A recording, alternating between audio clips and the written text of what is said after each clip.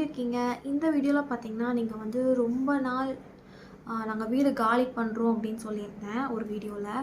பழைய வீட்ல இருக்கும்போது. ஸோ அப்பவே வந்து கமெண்ட் பண்ணியிருந்தீங்க. ஏன் என்ன ஆச்சு? எதுக்காக காலி பண்றீங்க? இந்த வீடு கொஞ்சம் பெருசா நல்லா இதுவா தானே இருக்கு அப்படின்னு சொல்லிட்டு கமெண்ட்ல சொல்லியிருந்தீங்க.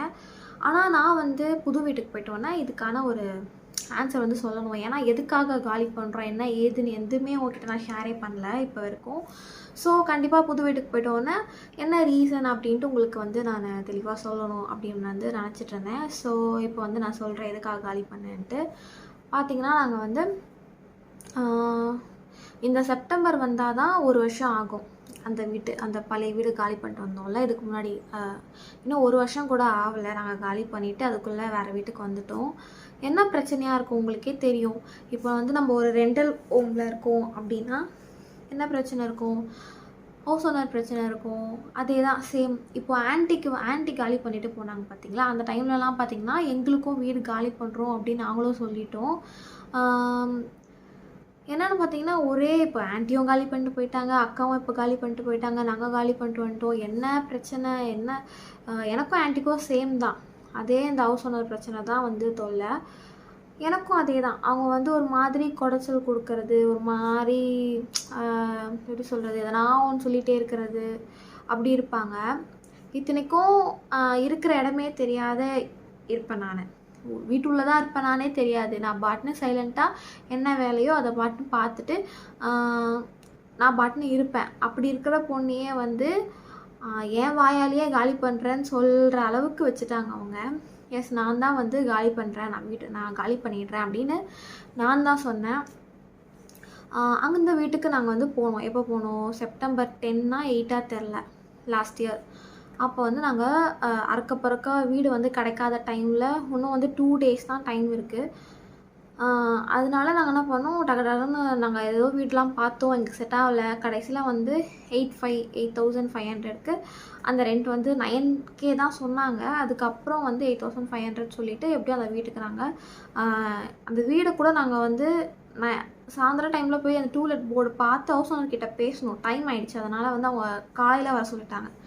காலையில் போய் பார்த்த உடனே அட்வான்ஸ் கொடுத்துட்டு ஓகே பண்ணிட்டோம். ஏன்னா டைம் இல்லை. அறக்க பறக்க நம்ம வந்து வீட்டு காலி பண்ணி ஆகணும், எதனா வீட்டுக்காச்சும் போயிடணும் அப்படின்னு சொல்லிட்டு போன வீடு தான் அது. ஸோ போயிட்டோம். போகும்போதே வந்து பார்த்திங்கன்னா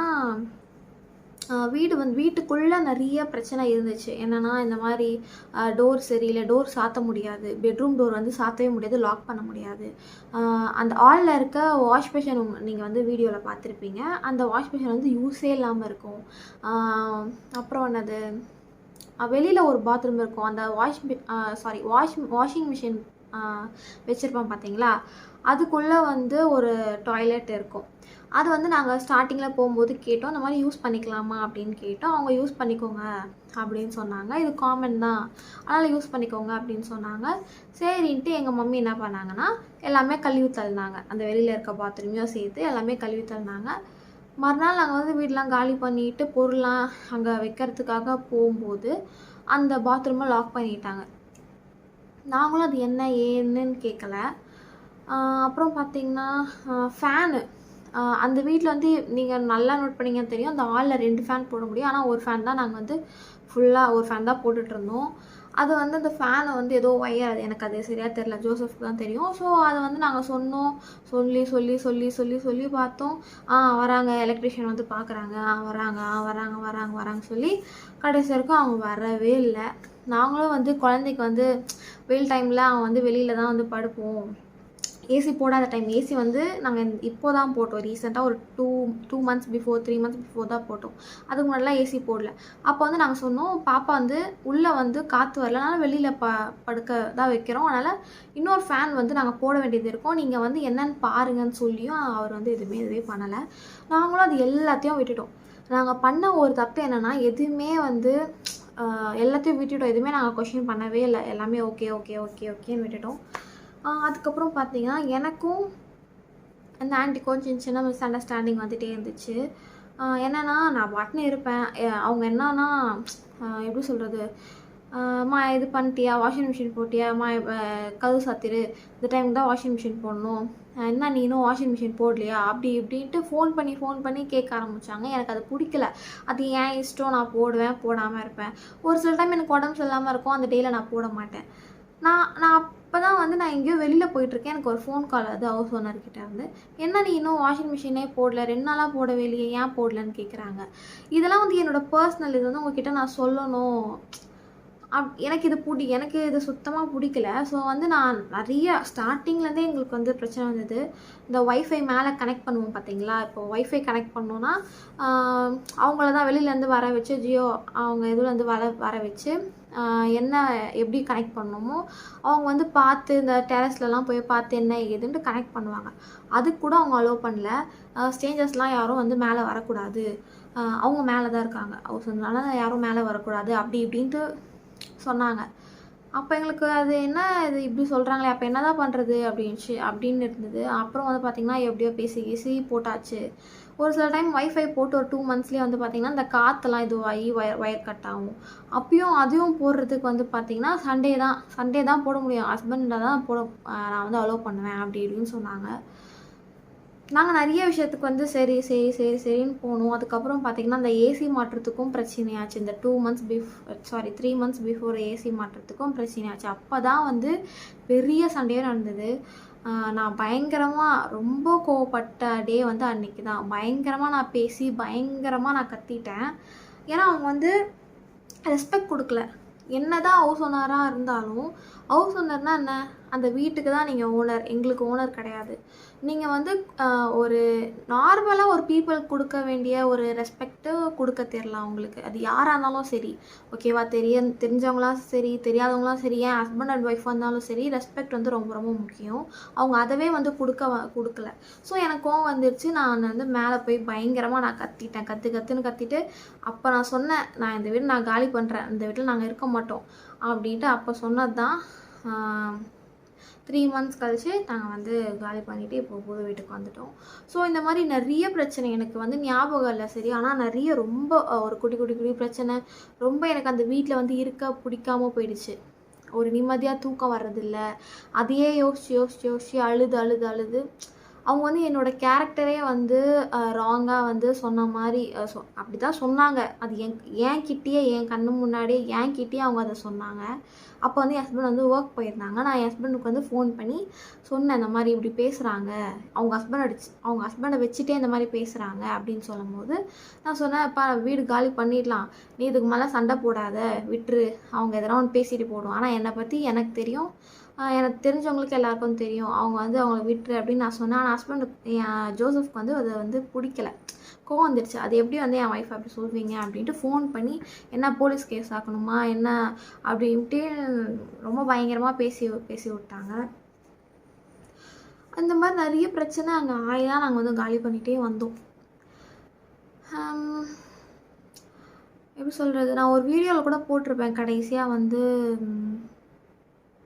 அந்த வீடியோ சொன்னால் உங்களுக்கு எனக்கே மறந்து போச்சு அது என்ன டாபிக் போட்டிருப்பேன்ட்டு. ஸோ அந்த வீடியோவில் கூட லாஸ்ட்டில் நான் பைபிள் படிக்கும் போது அந்த ஒரு வார்த்தை எனக்கு வந்தவுடனே நான் அழுதுருப்பேன். ஏன்னா அப்போலாம் அந்த பிரச்சனை நடந்துகிட்ருக்கு. எனக்கு ரொம்ப அது ஒரு மாதிரி போக நான் ரொம்ப அதை அழ ஆரம்பிச்சிட்டேன். அழுதுகிட்டே இருப்பேன், என்னடா இது, இந்த வீடே இவ்வளோ பிரச்சனையாக இது, இப்போ தான் காலி பண்ணிட்டு வந்து 1 வருஷம் கூட வீடு காலி பண்ணுறது ஒரு சாதாரண விஷயமா, அது எவ்வளோ பெரிய விஷயம். அதுக்கு வந்து முக்கியமாக நம்ம மிடில் கிளாஸ்க்கு தேவைப்படுறது காசு. அந்த காசு விஷயம்தான். இப்போ தான் நாங்கள் வந்து அந்த ஏசி கழட்டி மாட்டவே வந்து 7K ஆயிடுச்சு. அங்கே மாட்டும் போது, நாங்கள் மாட்டினோன்னு சொன்னோம்ல பழைய வீட்டில், அங்கே மாட்டும் போதே 7K ஆகிடுச்சு. ஏன்னா அந்த காப்பர் வயர்லாம் ஏதோ பெருசாக ஏதோ வேணும் அப்படி இப்படின்னு சொல்லி அங்கே மாட்டவே 7K ஆகிடுச்சு. மாட்டினக்கப்புறம் தான் வந்து எங்களுக்கு சண்டையே நடந்தது. அப்போ எப்படி இருக்கும், என்னடா இது, இப்போ தான் வந்து நம்ம வீடு காலி பண்ணுறோம், இப்போ தான் ஏசி மாட்டினோம், இப்போ இன்னும் 3 மாதத்தில் வீடு காலி பண்ணோம், இப்போ இதை கழட்டி புது வீட்டில் மாட்ட இன்னும் எவ்வளோ ஆகும் அப்படின்ட்டு. அதெல்லாம் வந்து நாங்கள்லாம் வந்து அந்த வீட்டில் நான் அழுத நாட்கள் வந்து நிறைய இருக்குது. எனக்கும் ஜோசஃப்க்கும் இதனால் ஒரு சின்ன சண்டைலாம் வரும்.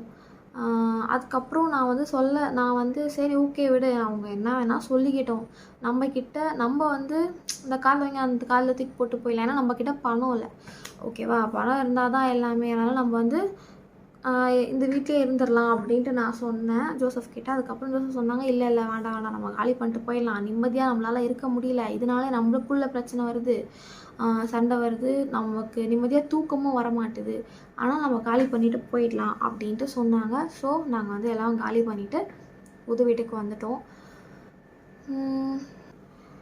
ஸோ அவங்களுக்கு வந்து எப்படி சொல்ல தெரியல எனக்கு அவங்க மேலே தப்பாக சொல்கிறதா. ஆனால் ஸ்டார்டிங்கில் அவங்க நல்லா தான் இருந்தாங்க, நல்லா தான் பேசினாங்க. போக போக என்ன ஆச்சுன்னு தெரில. நான் வந்து யார்கிட்டையும் அவ்வளோ பேசவே மாட்டேன், வீட்டுக்குள்ளேயே இருப்பேன். நான் இப்போ எதனா ஒன்று பேசி எதனா இது பண்ணியிருந்தா கூட பரவாயில்ல. அவங்க என்ன தான் பண்ணாலும் அந்த வீடு நான் சொன்னது அந்த கதவை ரெடி பண்ணலாம் சரி, இது பண்ணலாம் சரி, நான் கண்டுக்கவே மாட்டேன். போங்க எப்படின்னா போங்க, நிம்மதியாக விட்டா போதும் அப்படின்னு தான் இருந்தேன். ஆனால் ஏன் அவங்க அப்படி சடனாக அப்படி மாறினாங்கன்னா எதுன்னு தெரில. எல்லாமே ஒரு நல்லதுக்கு தான். அதோட எங்களுக்கு இந்த வீடுக்கு வந்து ரொம்ப நல்லா ஐசப்பா வந்து கொடுத்துருக்காரு.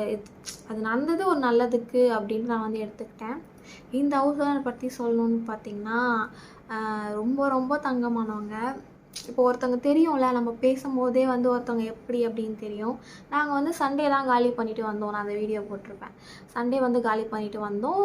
கேபிக்கு வந்து டியூஸ்டே பர்த்டே, ஓகேவா? சண்டே காலி பண்ணிட்டு வந்தோம். மண்டே டியூஸ்டே வந்து கேபிக் பர்த்டே. 2 நாளையே நாங்கள் வந்து வீடெலாம் வந்து அரேஞ்ச் பண்ணிட்டோம். ஏன்னா ஃபேமிலி எல்லாருமே சேர்ந்து ஒரு வேலை பிரித்து எடுத்துக்கிட்டாங்க.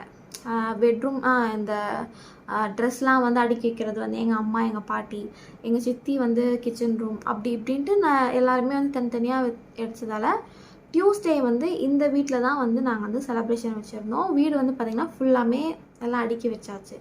ஸோ வந்து பார்த்திங்கன்னா அவங்க வந்து எங்களுக்கு அவ்வளோவா பழக்கமே இருந்திருக்காது. என் பையனுக்கும் பழக்கம் இருந்திருக்காது. ஆனால் அவங்க அவ்வளோ நல்லா பேசி கேபிக்கு வந்து கிஃப்ட் வாங்கிட்டு வந்து கொடுத்தாங்க. கையில் காசு கொடுத்துருந்தா கூட ஓகே. இப்போ நம்ம வந்து கேக் எடுத்துகிட்டு போய் அவங்களுக்கு கொடுக்கும்போது ஸ்நாக்ஸ் எடுத்துகிட்டு போய் கொடுக்க போயிருந்தோம். அப்போ கையில் காசு கொடுத்துருந்தோன்னா கூட ஓகே. ஆனால் அவங்க டைம் எடுத்து கடைக்கு போய் குழந்தைக்கு என்ன பிடிக்கும், அந்த ரிமோட் கண்ட்ரோல் கார் இருக்கும்ல, அதை போய் வாங்கிட்டு வந்து கொடுத்தாங்க. டைம் எடுத்து ஒருத்தவங்க வந்து நமக்காக கடைக்கு போய் டைம் எடுத்து பண்ணுறதுலாம் வந்து ரொம்ப பெரிய விஷயம். அதை அவங்க பண்ணியிருந்தாங்க. ஸோ எப்படி சொல்கிறது, அவங்களும் அவங்க பாட்டுன்னு மேலே இருந்துப்பாங்க. அவங்களுக்குன்னு ஒரு தனி போர்ஷன் அங்கே இருக்குது. ஸோ இங்கே கேட் வந்து அவங்களுக்கு வேறு, எனக்கு இங்கே இருக்கும். ஸோ அவங்க பாட்டுன்னு அவங்க போயிட்டு வருவாங்க, நான் பாட்டுன்னு இருப்பேன். ஸோ இப்போ இருக்கும், ஒரு பிரச்சனையும் இல்லை. ஸோ இந்த வீடு வந்து பார்த்திங்கன்னா ரெண்ட் என்ன அப்படின்ட்டு கமெண்ட் பண்ணுங்கள். ரெண்ட் என்ன இருக்கும்? நான் இதுக்கு முன்னாடி வீடியோவில் சொல்லியிருக்கேனா தெரியலையே,